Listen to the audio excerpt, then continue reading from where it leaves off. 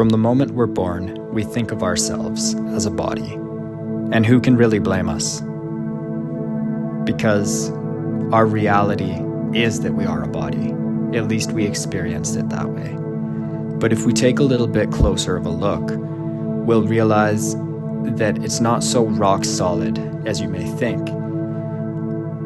It's our senses that tell us that we're a body. We can see it, we can feel it, sometimes we can smell it. And if you look at that, all of these senses are actually coming from the body. So it's like the body is telling us that that's what we are and that's what's real. But what we don't realize is that we actually set it up that way. So it's like we're asking the illusion to tell us what is true. It's symbolic of how we reverse effect and cause.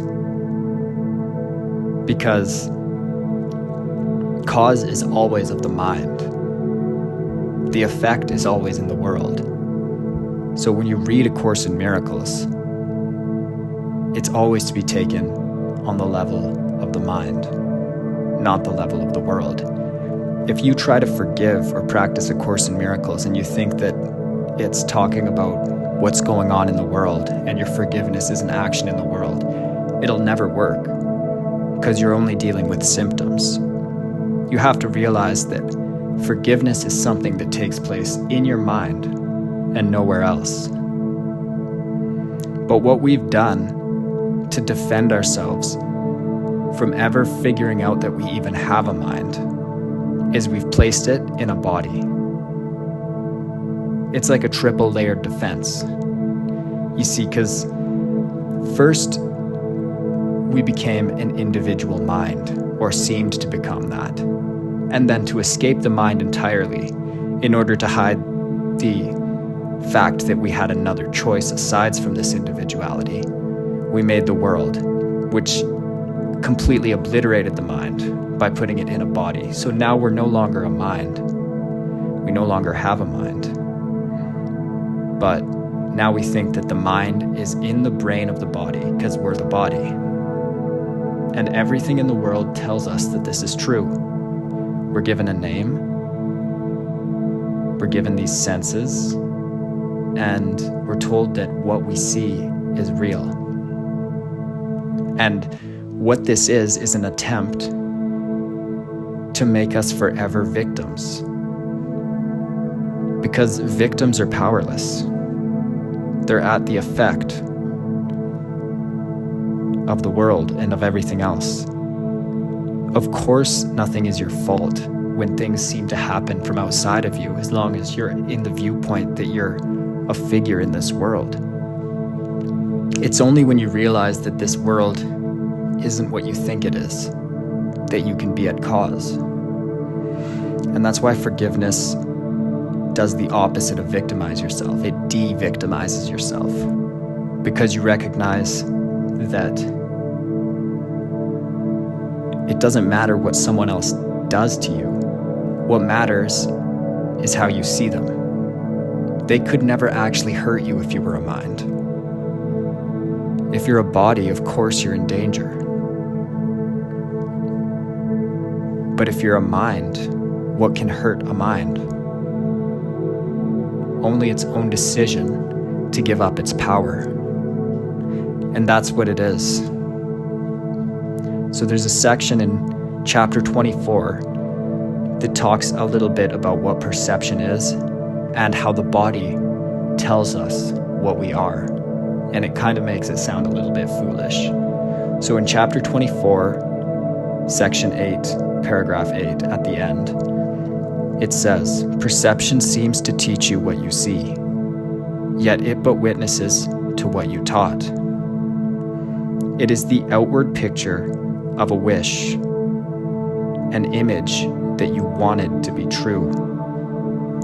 And of course, we wanted it to be true because the purpose of this world was to hide that we have a mind. Because that's where our true power is, in our ability to decide instead of our individuality or our ego, our ability to choose something else, our ability to choose again. And then it continues. Look at yourself, and you will see a body. Look at this body in a different light, and it looks different. And without a light, it seems that it is gone. Yet you are reassured that it is there, because you can still feel it with your hands and hear it move. Here is an image that you want to be yourself. It is the means to make your wish come true.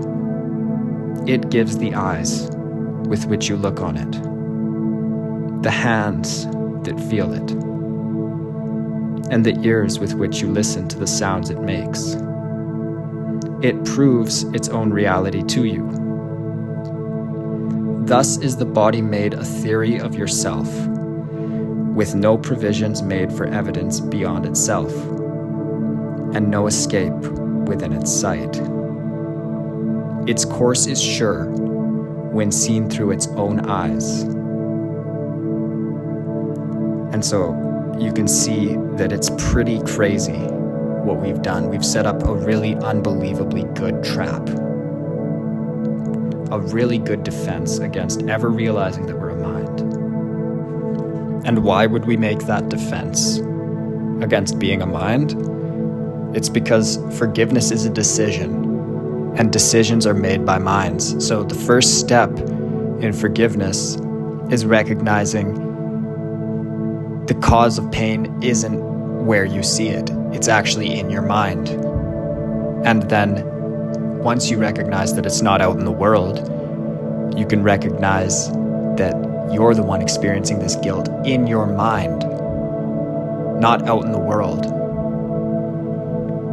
And then you can make another choice in your mind. That's where all of your power lies. There is no power you have in this world. When you're in this world, you're a victim. It's inevitable. It's set up that way. All of the things you try to do in this world, even if you seem to succeed, will never fulfill you, will never bring you the happiness that you think they will. That happiness is in your mind, along with the decision that you can make to forgive. Everything that you need is in your mind. And A Course in Miracles says that forgiveness offers you everything you want. And the reason that's true is because the happiness you're seeking has always been in your mind. So the problem is that you got rid of your mind, you threw it out, so that you couldn't make the decision for the Holy Spirit, which is the decision against the ego. Forgiveness happens in your mind. The practice of A Course in Miracles is applied on the level of the mind.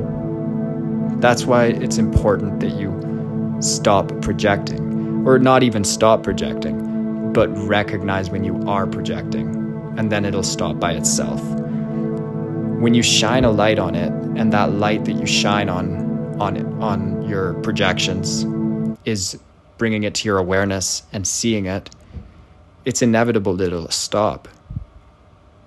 That's why forgiveness merely looks and waits and judges not.